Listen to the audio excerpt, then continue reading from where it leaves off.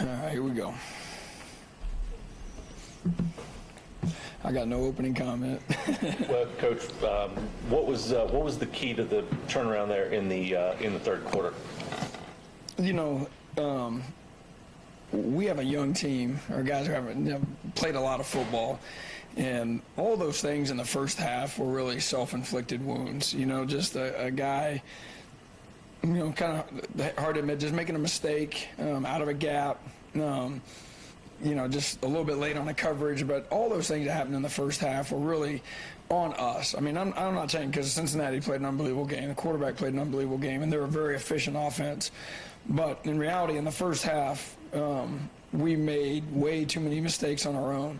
You know, we go into halftime, and our kids, they're bought in. You know, they've seen themselves improve. They're a great group of guys, and they go in the halftime, and it's not a panic. There's no one yelling at each other. There's not any of that stuff going on. We, you know, with the beauty of college football now, you get to watch the video in the locker room. We show them the plays. We talk about maybe changing a couple things here or there, you know, to get shored up on some stuff, and the kids took the plan out there and executed. You know, I'm not one of those guys believing in a silver lining, but I am very happy with the way our kids responded and stuck together throughout that game, and I think it says a lot about them.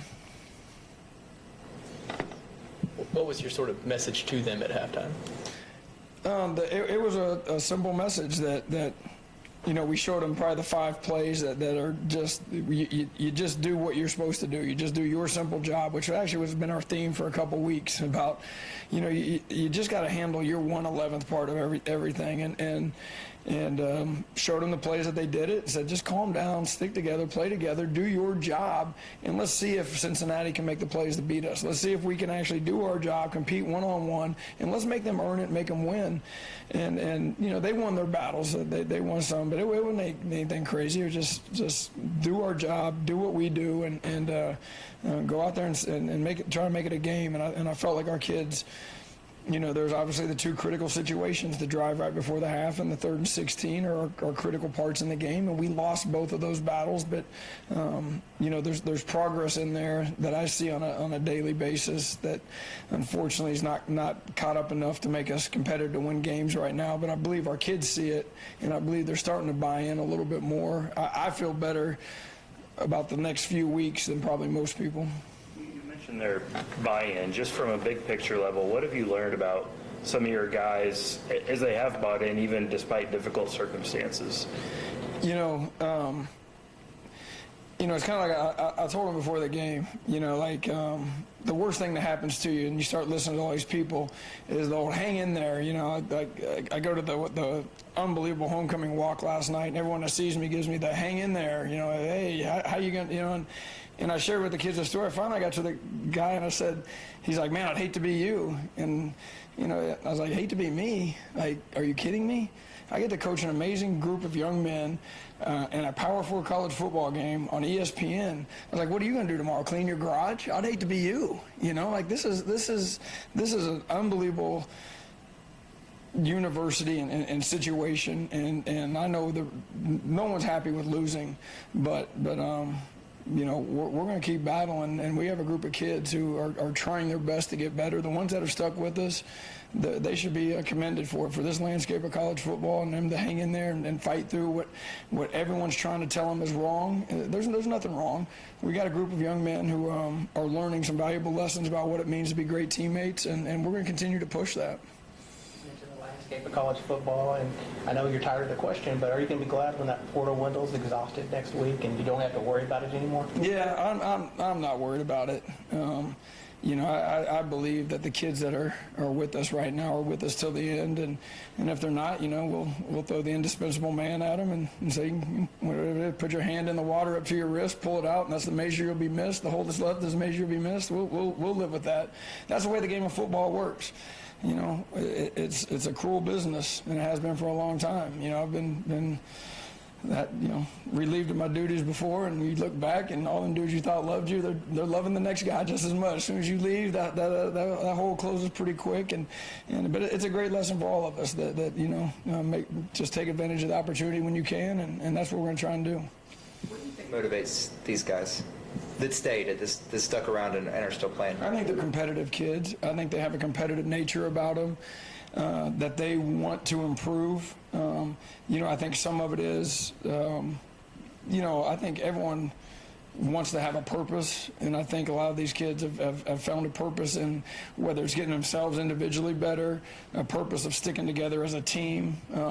There starts to become a little bit of, you get your back against the wall and you got a certain group of guys fighting, and I think there's some of that in there. But I think the biggest one is that they're competitive kids that want to be as good a football player as they possibly can, and when you show them that you can help them do that, then it starts to get a little bit of momentum and starts to steamroll with the kids believing in the coaching and believing in what's happening, and then they start to play. I really do.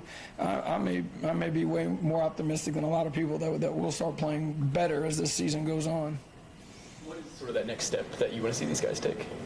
Well, we have to learn how to play hard. Like we're kind of and I hate to say this, but there's playing hard, and then there's like that unbelievable strain to get your job done, and we haven't learned that next step yet of what it truly takes to strain beyond what you believe is even possible yourself to start to go, and we have to get there. We have to get there at all 11 spots, and I think we have some guys that can do that. But there's the margin of error in college football is so small.